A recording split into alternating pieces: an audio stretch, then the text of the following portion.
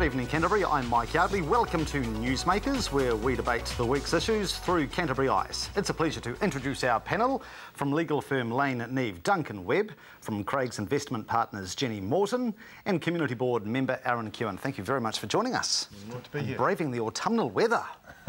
That's autumnal? Goodness. Well, yes, that's probably the euphemism, isn't it, really? The weather certainly has not been on the best of behaviour for the Ellerslie Flower Show, but the show must go on. And interestingly, the sheer number of no vacancy signs around the city's motels would indicate there are a lot of out-of-towners flocking to our show. What about the panel? Have you been? Are you going? Duncan?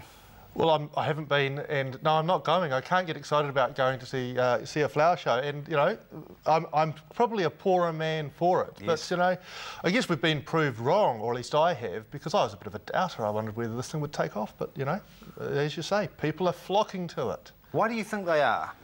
What don't you get about it that the world does? Look, I love sitting in the garden, you know, and I love looking at the flowers that are there, but I guess going around for an hour and a half and looking at different, you know, fungi, you know, I don't quite get. It's just, it's not art to me, you know. What about you, Jennie? Does Ellerslie form part of your weekend agenda? I have an 8-year-old son who's expressed an interest in going, so I think we might try and go along on Sunday if there's not too many queues. But I am one of these people who pays their entry fees, and I do the same thing in art galleries. I go around really quickly. I can't spend 10 minutes standing there and staring at it and looking at it from different angles, so sometimes I begrudge paying those entry fees to go and look. But I think Ellerslie is a wonderful thing, and I think it's been great for the city. And working in the middle of town, you have seen so many people cruising in, and I mean, they're all older people, and one hopes they're spending plenty of money, but who knows? But I do think it's good for the city. Yeah. Aaron, what about you? Am I going to get there this weekend? Yes. I would like to. I've certainly got a wife interested in going, so yes, gardening's fantastic. It is the Garden City. We should have had this years ago. Still got doubts on the name and whether we should have bought it, but hey, it's here now, so we have to embrace it and work with it. And my kids love gardening too. So. It was interesting, a few weeks ago we had a panel of city councillors with us, and some city councillors believe Ellerslie will be an election issue, which I found quite surprising. Do you think the public jury is it has been a successful purchase for Christchurch? Yeah, but the election issue I don't think is Ellerslie, which, you know, again, is a success. The election issue is how it was purchased, the fact that no one still knows how much it cost, whether it was I think probably more than $3 million, and whether in fact that's an economically viable thing for a city to do. I agree. I don't think the merits of the show itself. It's the process, and it's the process around this and so many other things that the council have been doing in recent years. And we look at the Henderson property purchase and all those other things that people are just feeling a little bit like, you know, who are they acting on behalf of here with their decision making? But on the other hand, Christchurch voters, we're pretty apathetic when it comes to local council elections, so people shouldn't complain unless they've voted. Yes. Although I thought perhaps you might be of the view that, like that old adage, you know, don't vote, it only encourages them, might ring true. No. Do you feel estranged? I mean, obviously you're a community board member, but do you think a lot of people do feel estranged from the affairs of their city and the way those decisions are made? Oh, very much so. The people often aren't listened to, Mike, as you'll be able to tell by some of the emails you probably received from disgruntled ratepayers around the city.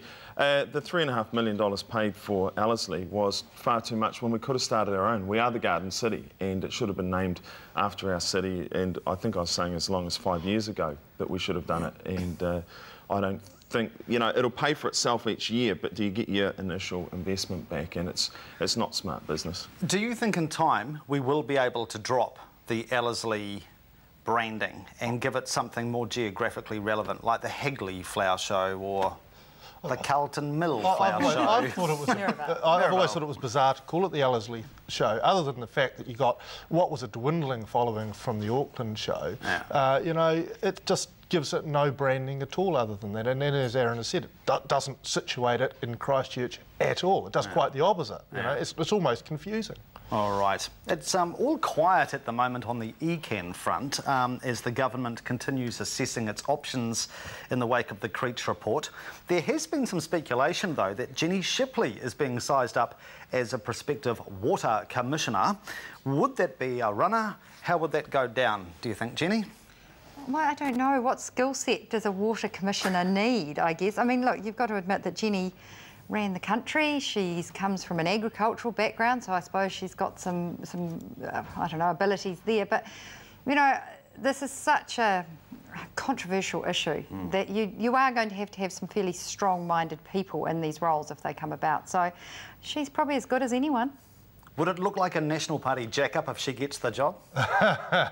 You're suggesting I've got political connections elsewhere, Not at all, which indeed I may have. Look, that would be appalling, frankly. Really? Jennie Shipley is well connected with big business, and one of the huge problems Canterbury has is the risk of a water grab. You know, water is probably the most important resource we have. Now, I'm not saying don't irrigate. I think irrigation is a good idea, but what we shouldn't be doing is handing out water to farming industries for free. It's time that water was rationed on a rational basis, and it's not free. It's owned by, you know, the people of Canterbury, and to just say, you know, here's a permit, take this much for nothing is utterly irrational. And a farmer who has a permit will take as much as they're allowed, and quite probably a bit more if they're not going to get caught, and that's what's going on at the moment.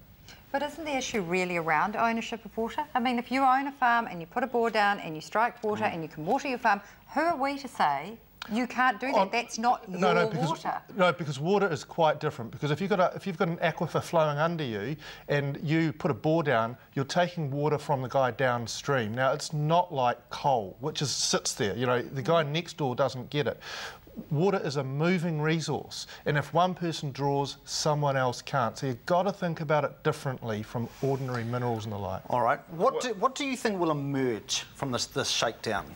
It will show that ECAN should probably be called ECAN't, because they haven't been able to deal with the job that was handed to them. I think they've been incompetent for a long time, and the government stepping in is a clear signal of that.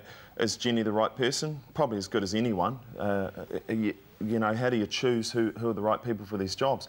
But what's always lacking in these arguments is the actual facts. Most people don't know the facts because you'll get different sides throw out what they want to hear. But I always look to California, which is a desert. LA's built on a desert, and they've got some fantastic farming and stuff around there. You've got a city with 13-odd million people living with not really too many water problems. We struggle at 350,000 and we're surrounded by water. We've just got really poor management. And that goes back to ECAN. Do you think there will be something to vote for when it comes to a regional council in October? Or would you happily see it disbanded, devolved?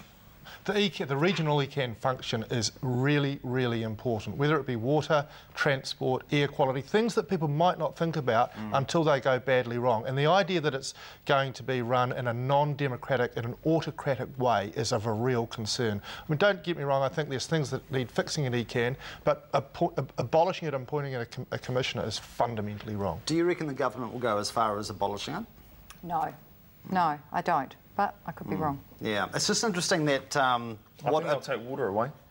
Yeah, but the rest, I think, you can may stay for the time being. Well, the vultures are here already, though. I mean, Bob Parker's talking about having a go at transport, you know. It's just, it's offensive. All right. Do stay with us. Coming up, chops, cuts and changes to the public sector and the tertiary sector. We'll have a look at that next.